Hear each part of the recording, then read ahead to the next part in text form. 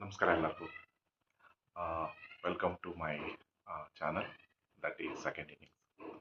And ಇವತ್ತಿನ ವಿಷಯ ಏನಂದರೆ, ಈ ಸೇವಿಂಗ್ಸ್, ಈ ದುಡಿಯೋ ಮಂದಿಗೆಲ್ಲ ಒಂದು ಏನು ಹೇಳ್ತೀವಿ ಅಂದರೆ ಬಹು ಮುಖ್ಯವಾದ ಒಂದು ಪಾಠ. ಸೊ ನಾವು ತುಂಬ ಸಲ ಈ ಸೇವಿಂಗ್ಸ್ ಅನ್ನೋದನ್ನ ಮರ್ತು ಬಿಡ್ತೀವಿ.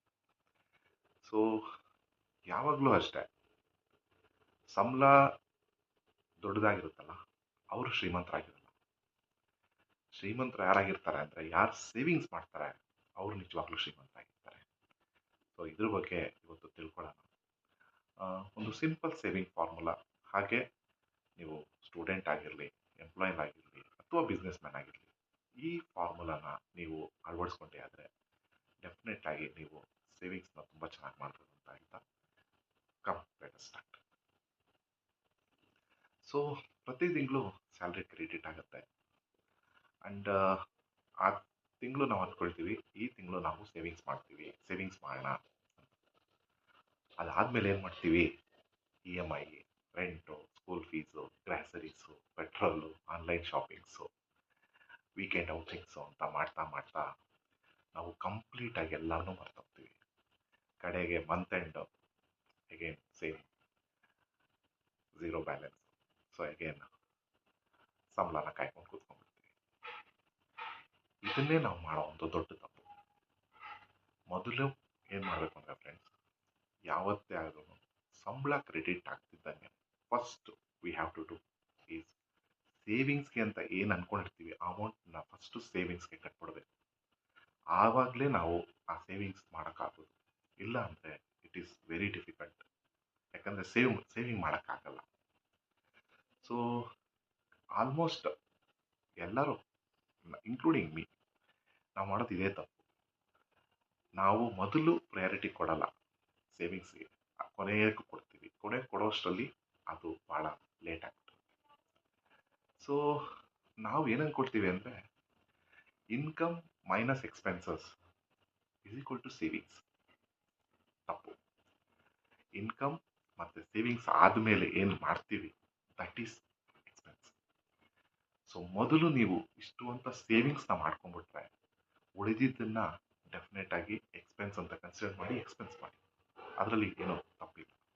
ಯಾಕಂದರೆ ಇವತ್ತಿನ ಉಳಿತಾಯನೇ ನಿಮ್ಮ ಫ್ಯೂಚರ್ನ ಆದಾಯ. ದಯವಿಟ್ಟು ಅರ್ಥ ಮಾಡ್ಕೊಳ್ಳಿ. ಇಲ್ಲ ಅಂದರೆ ನಾವು ಬಹಳ ಸಫರ್ ಪಡಬೇಕಾಗತ್ತೆ. ಸೊ ಮೊದಲ ಸಂಬಳ ಅಂದರೆ ಮೊದಲ ಸೇವಿಂಗ್ಸ್ ಅಕೌಂಟಲ್ಲಿ ನಿಮಗೆ ದುಡ್ಡು ಬಂದಿದ ತಕ್ಷಣ ನೀವು ಇನಿಷಿಯಲಲ್ಲಿ ಲೈಕ್ ಸಿಪ್ ಆಗಿರ್ಬೋದು, ಇನ್ಶೂರೆನ್ಸು, ಹಾಗೆ ಕೆಲವೊಂದು ರೀತಿಯಾದ ಒಂದು ಸೇವಿಂಗ್ಸನ್ನು ಮಾಡೋಕ್ಕೆ ಸ್ಟಾರ್ಟ್ ಮಾಡ್ಕೊಬೇಕು.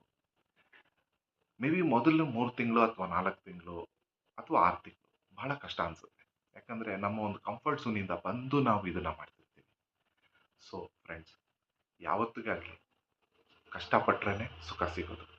ಸೊ ಒಂದು ಈ ಸೇವಿಂಗ್ಸ್ ಅನ್ನೋದು ಒಂದು ಹ್ಯಾಬಿಟ್ ಆಗಿಬಿಟ್ರೆ ಡೆಫಿನೆಟ್ ಆಗಿ ಫ್ಯೂಚರಲ್ಲಿ ತೊಂದರೆನೇ ಇರಲ್ಲ.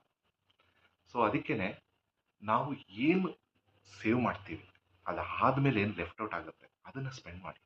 ಅದರಲ್ಲಿ ಏನೂ ಪ್ರಾಬ್ಲಮ್ ಇಲ್ಲ. ಆದರೆ ನಮ್ಮ ಸೇವಿಂಗ್ಸ್ನೇ ನಾವು ಸ್ಪೆಂಡ್ ಔಟ್ ಮಾಡಿಬಿಟ್ರೆ ನಮಗೆ ಹತ್ರ ಉಳ್ಕೊಳ್ಳೋದಕ್ಕೇನು ಇರಲ್ಲ. ಸೊ ಈಗ ಒಂದು ಎಕ್ಸಾಂಪಲ್ ನೋಡೋಣ. ಎಕ್ಸಾಂಪಲ್, ಒಂದು 50,000 ರುಪೀಸ್ ಸ್ಯಾಲ್ರಿ ಇಟ್ಕೊಳ್ಳಿ.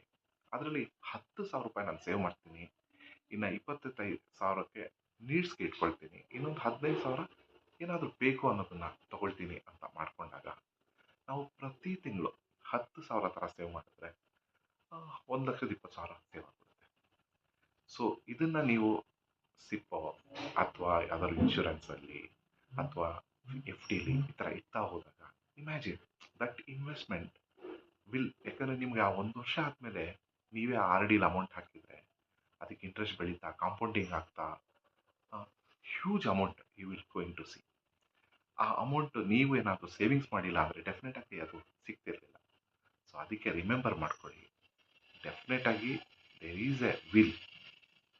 ದಯವಿಟ್ಟು ಎಲ್ಲರೂ ಅಷ್ಟೇ ಸೇವಿಂಗ್ಸ್ ಮಾಡೋದನ್ನ ಫಸ್ಟ್ ಪ್ರಿಯಾರಿಟಿಗೆ ತಗೊಳ್ಳಿ ಅಂತ ಹೇಳ್ತೀನಿ.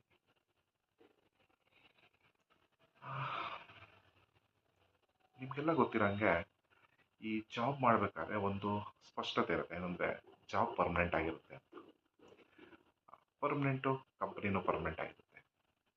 ಆದರೆ ಸಮ್ಟೈಮ್ಸ್ ಜಾಬ್ ಹೋಗ್ಬಿಟ್ರೆ ಅಥವಾ ಕಂಪ್ನಿ ಏನಾದರೂ ಇಶ್ಯೂ ಆಗಿಬಿಟ್ರೆ ನಿಮಗೆ ಫೈನಲ್ ಆಗಿ ಉಳ್ಕೊಳ್ಳೋದು ನಿಮ್ಮ ಸೇವಿಂಗ್ಸ್ ಮಾತ್ರ. ಸೊ ಅದು ನನ್ನ ಅನುಭವದಿಂದ ಹೇಳ್ಕೊಳ್ತಾ ಇದ್ದೀನಿ. ಸೊ ಸೇವಿಂಗ್ಸ್ ಅನ್ನೋದು ಉಳಿಯೋದಲ್ಲ, ಅದು ನಿಮ್ಮ ಮನಸ್ಸಿಗೆ ಮತ್ತು ನಿಮ್ಮ ಲೈಫ್ಗೆ ಪೀಸು ಮತ್ತು ಇನ್ಶೂರೆನ್ಸ್ ಕೊಡೋವಂಥದ್ದು. ದಯವಿಟ್ಟು ಇನ್ ಸೇವಿಂಗ್ಸ್ ಮಾಡೋದನ್ನು ಮಾತ್ರ ನಿಲ್ಲಿಸಬೇಡಿ.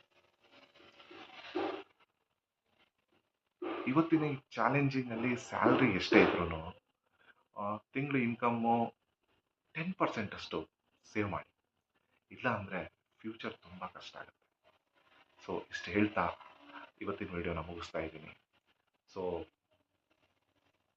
ನನ್ನ ಏನಾದರೂ ಈ ವಿಡಿಯೋ ನಿಮ್ಗೆ ಇಷ್ಟ ಆಗಿದರೆ ದಯವಿಟ್ಟು ಸಬ್ಸ್ಕ್ರೈಬ್ ಮಾಡಿ, ಹಾಗೆ ಲೈಕ್ ಮಾಡಿ, ಮತ್ತು ನಿಮ್ಮ ಫ್ರೆಂಡ್ಸು ಮತ್ತು ಫ್ಯಾಮಿಲಿಗೆ ಜೊತೆ ಇದನ್ನು ಶೇರ್ ಮಾಡ್ಕೊಳ್ಳಿ. ಇನ್ನಷ್ಟು ಕಾರ್ಪೊರೇಟ್ ಲೈಫಿಂದ ಸೇವಿಂಗ್ಸು, ಇನ್ವೆಸ್ಟ್ಮೆಂಟ್ಸು, ಹಾಗೆ ಬೇರೆ ಬೇರೆ ವಿಷಯಗಳ ಬಗ್ಗೆ ಮಾತಾಡೋಣ. So thank you very much. ಧನ್ಯವಾದ.